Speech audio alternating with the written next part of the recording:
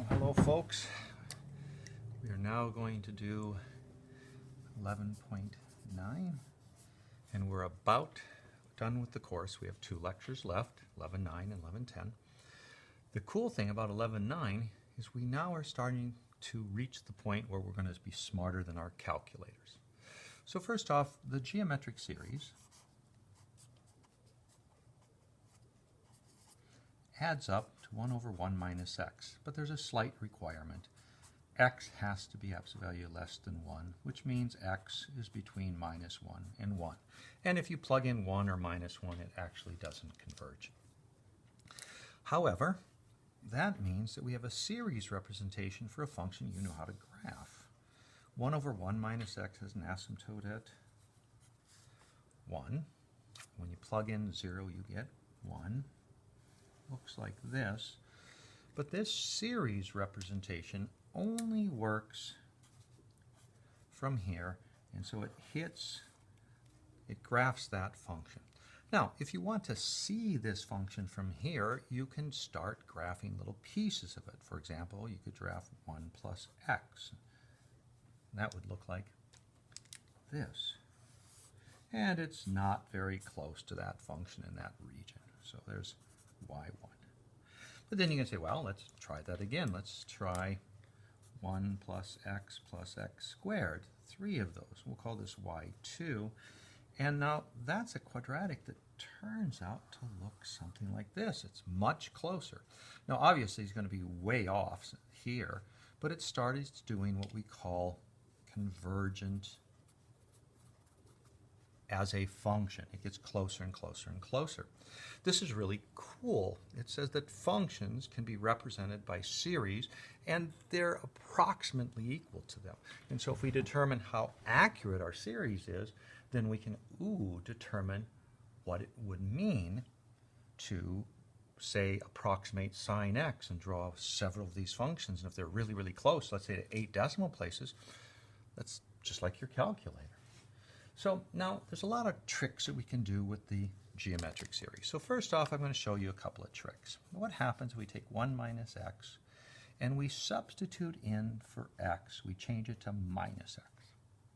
Well, 1 over 1 minus x is 1 over 1 plus x. But if we substitute minus x into there, we get the sum of minus x to the I equals 0 to infinity. Why, that's 1 minus x plus x squared minus x cubed. And guess what? It has to have the same interval of convergence, and we have a new series approximating another function. So this series is this function from minus 1 to 1, and pieces of it approximate that function. Now, I can do more tricks. Let's take 1 over 1 minus x, and let's change x to, let's say, x squared. Well, that means this becomes 1 over 1 minus x squared. And our series with x squared put in there is 1 plus x squared plus x to the 4th. And so now we have a series that equals this function and with piece of it approximated. This is kind of cool. Let's continue with this, really exploiting the idea. Let's take a look at what happens if we had something like what we did in algebra for integrating. Let's suppose we had 5 plus 2x. How would we approximate that as a series? Well, one idea is to make it read 1 plus. So pull out the 5.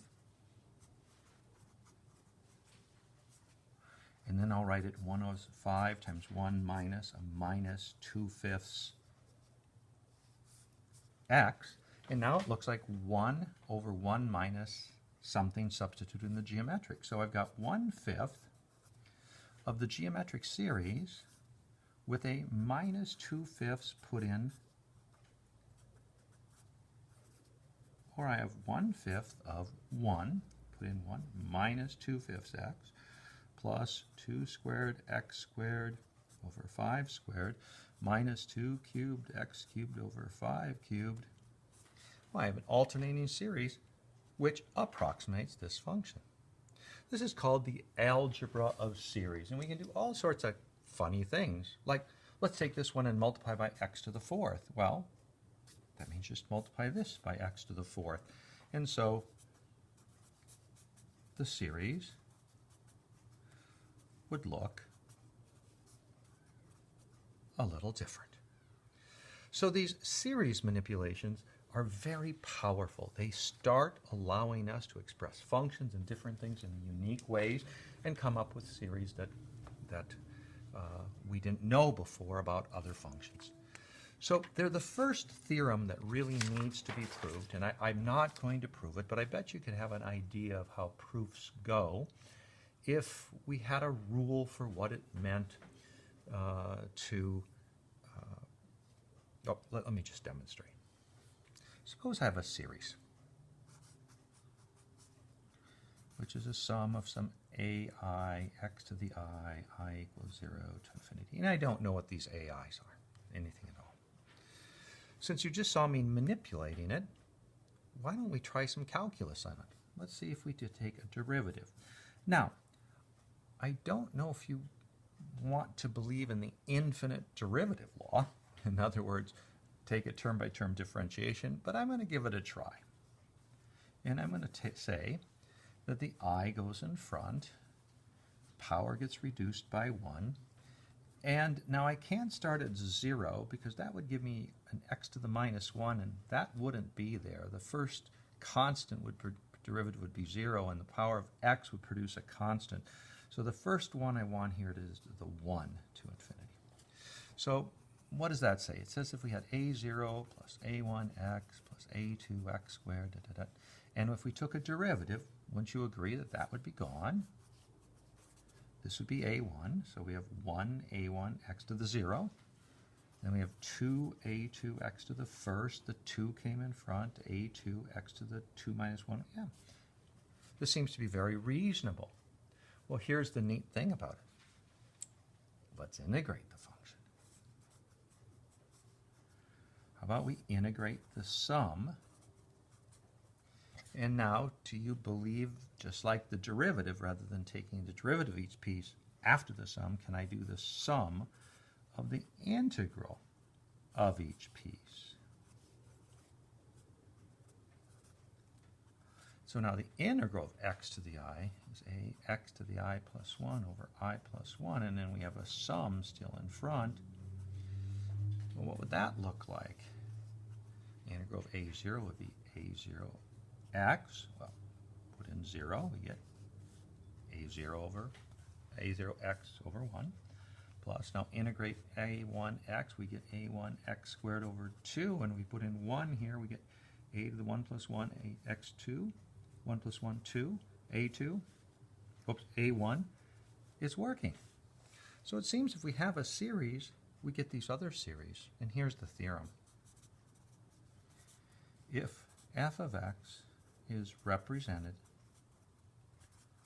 by a series a sub I x to the I, and it converges on some a to b, then f prime is represented by the derivative of that series, and the integral of f is represented by the sum of the integral of that series. And converges on a to b. So it has the same convergence. This means I can have some fun with that geometric series again. Now I'm going to go kind of crazy.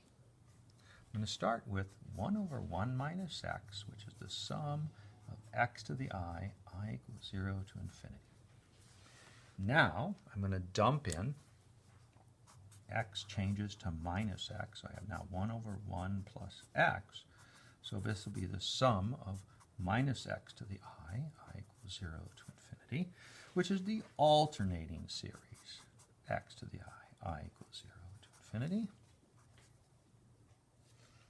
Should write these out. Just, it never hurts. I mean, notation is wonderful, but it's always nice to have a more concrete representation, although this ...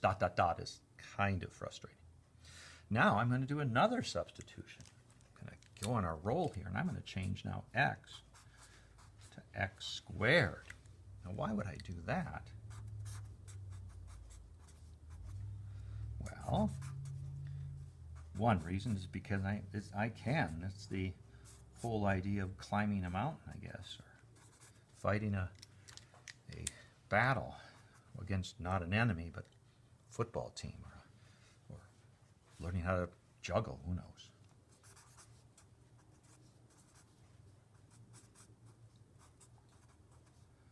Now, this says I have 1 minus x squared plus x to the 4th minus x to the 6th.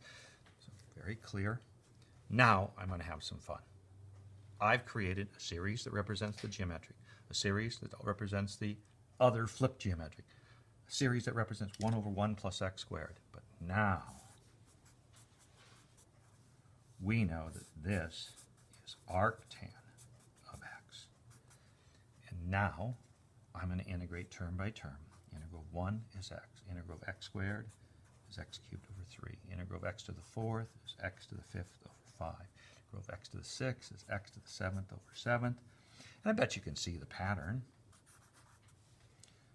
I starts at 1 and goes forever, but it goes 1, 3, 5, 7. So how do I get that? Well, it turns out that 2i plus 1 or 2i minus 1, those are odd numbers. Just like I use 2i for an even, I have the odds. So I'm going to put x to the 2i minus 1. Now, if I put in 1, I get 2 minus 1, 1. If I put in 2, 4 minus 1, 3. That works. Now, I also want the same number up there in the bottom over 2i minus 1. And I want it to be alternating. But I want it to start plus, minus, plus, minus. So if I start at 1, it would start at minus. So I have to shift the I by 1. But there's a series that represents arctangent. Now what's strange is we have not gained any intervals of convergence. This was on minus 1 to 1, minus 1 to 1, minus 1 to 1, minus 1 to 1. So it turns out arctangent looks something like this.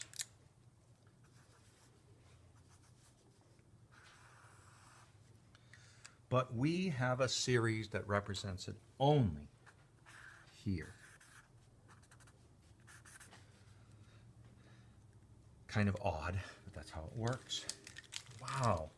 So we have these cool ways of represent series, differentiation, integration, substitution. What we really want to do is an important idea. This idea, so important that two famous men worked very hard and worked on it. Section 1110. This is Taylor series and also Maclaurin.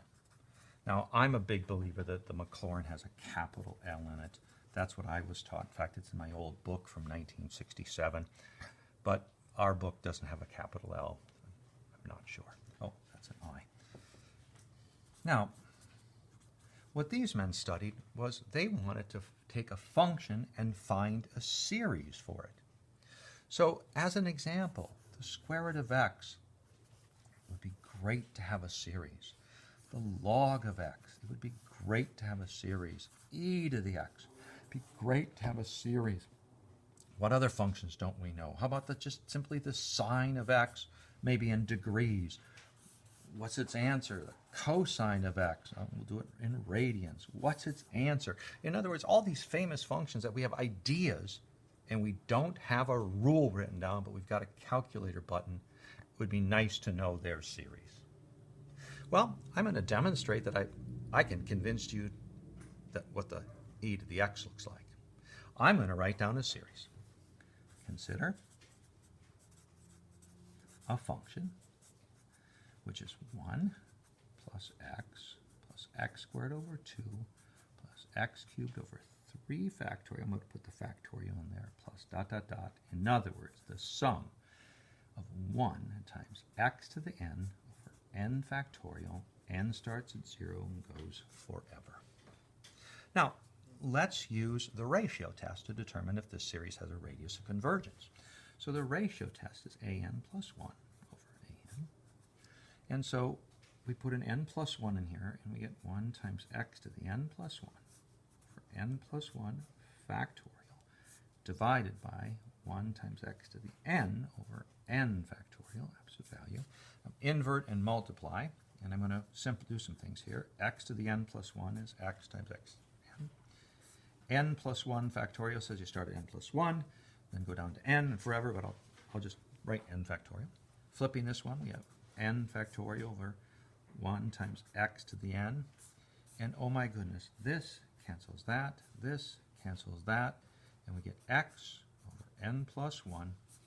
And now, if we take the limit as n goes to infinity, this is always equal to 0 for any x. In other words, this series represents some function on the entire real line and converges and produces values. You know what that function is? It's going to be e to the x. Why? Ready? Let's take the derivative of this function. Derivative of 1, 0. Derivative of x, 1. Derivative of x squared over 2 factorial. The 2 comes in front. The power goes by 1, 2 factorial. And we have 1 in the bottom. Now this one, 3 comes in front. Power becomes 2. And then we have 3 factorial. But the 3 cancels the 3. And what we're left is 2 factorial. And you'll see we're getting the same series back shifted. This function is f prime of x equals f of x. That's e to the x. That's kind of cool. Well, it's e to the x plus a constant. I really should evaluate it. I mean, e to the x plus a constant, its derivative is e to the x. So if I put in 0 here, we get 1 plus lots of zeros, which is 1, which means the constant has to be 0. This is indeed e to the x. So I have just, through some calculus, identified a very cool series. F of x, which is e to the x, is the sum of x to the n over n factorial, n equals 0 to infinity. But I kind of discovered it by accident. I want to directly search out and discover this. Well, Taylor and Maclaurin worked on that.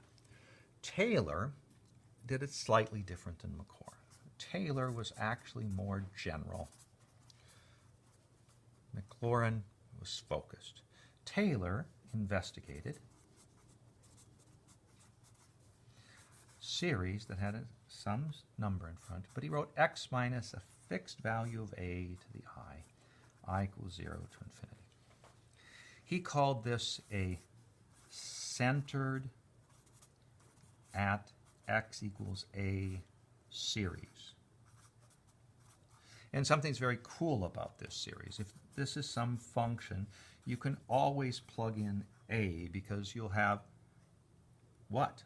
A minus a will be 0, except for the very first one, which will be not there. It'll be just a 0. It's a fixed point, and then there's...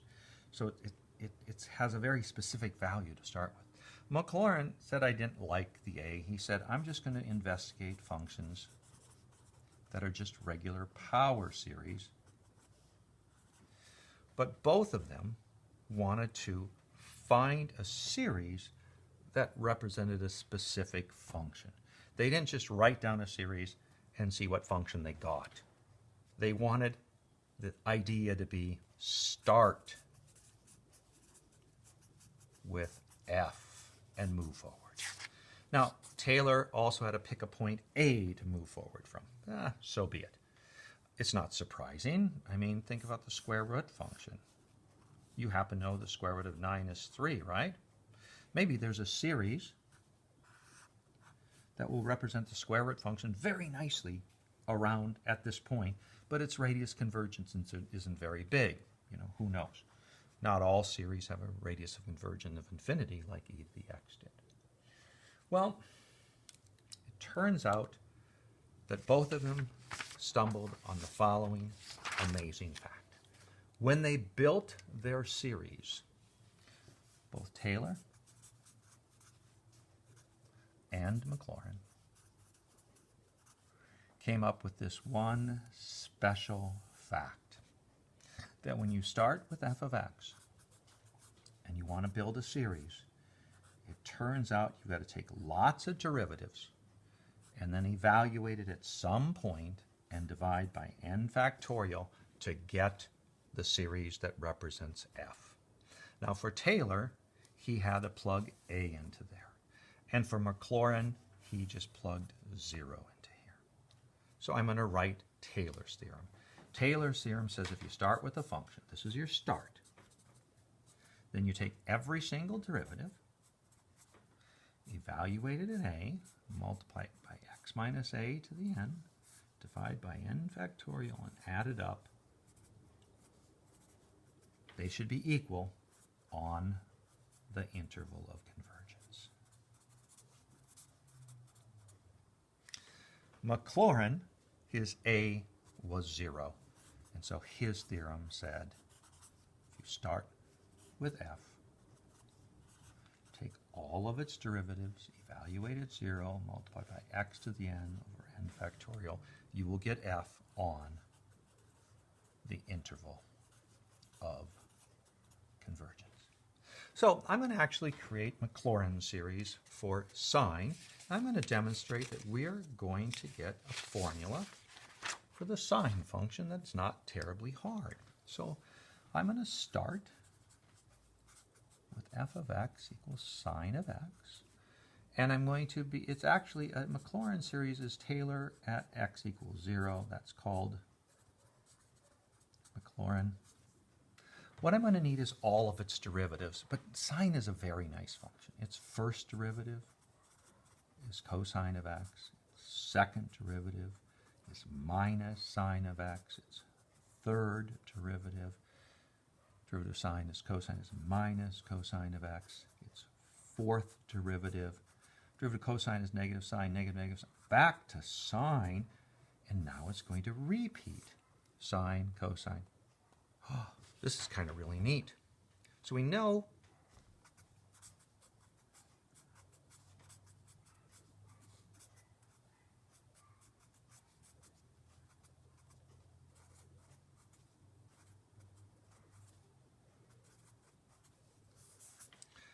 all of its derivatives.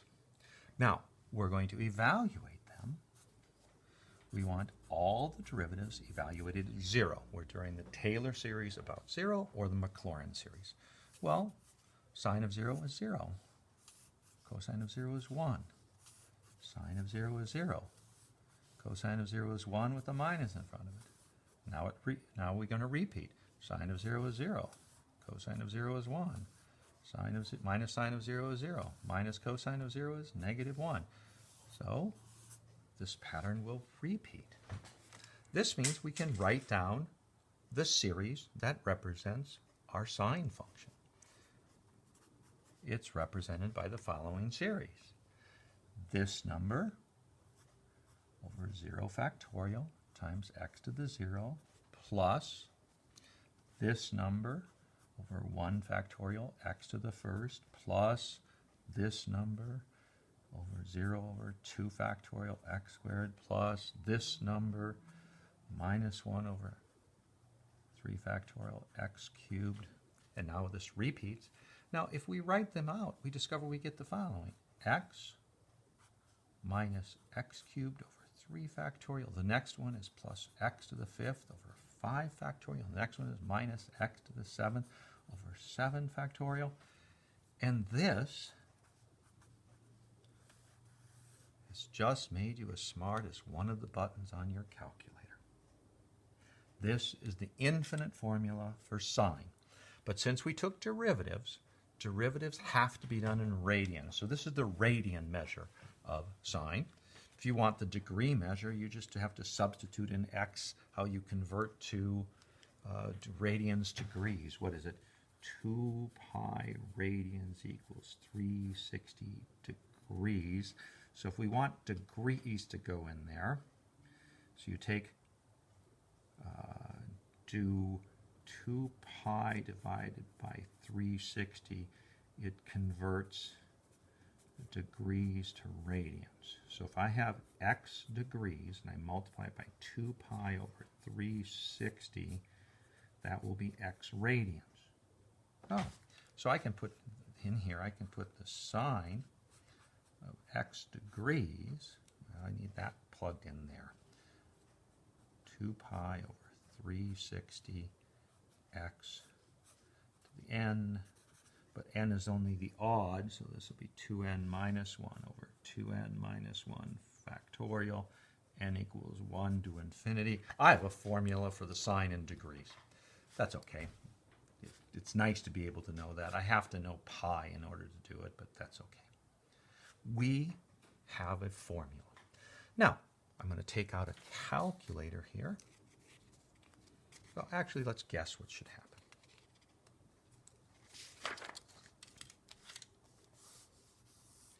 Our sine wave looks something like this, right? This is what of length pi minus pi, pi halves, it's at 1, minus pi halves, it's at minus 1. Here's 3 pi halves, it's at minus 1. Here's 2 pi. That's what the sine wave looks like. So if we look at the first term and just say, we're just going to use x, well, there's the line y equals x. It looks pretty close to the sine function. In fact, it's perfect at 0, 0. Well, now I'm going to put in an attempt at x minus x cubed over 6. What does that thing look like? Well, it's a negative cubic, and it turns out it looks something like this.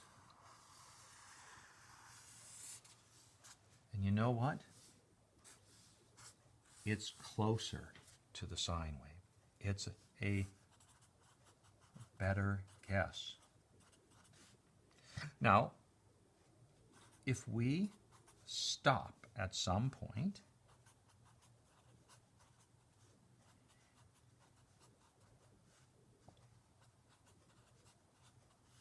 what's left is the remainder series, and we would be well served to figure out how big can that remainder be? How bad is it going to be? That's what we're going to pick up next time on Taylor's and Maclaurin series, to say, if we just write some pieces of the series, how good is it? What's really neat here is that all of our functions have a series. All of our calculators use these series to give you answers, and they are only so accurate. They have picked a polynomial to stop at whose accuracy is accurate enough for you. How many of you have ever picked up a calculator and 3.141, did you ever look to see if you need those numbers in the calculations you do? Or when you did the square root of 7 and got 2 points of, how many decimal places did you really use? What's really interesting is engineers and architects and others may need some super accuracy.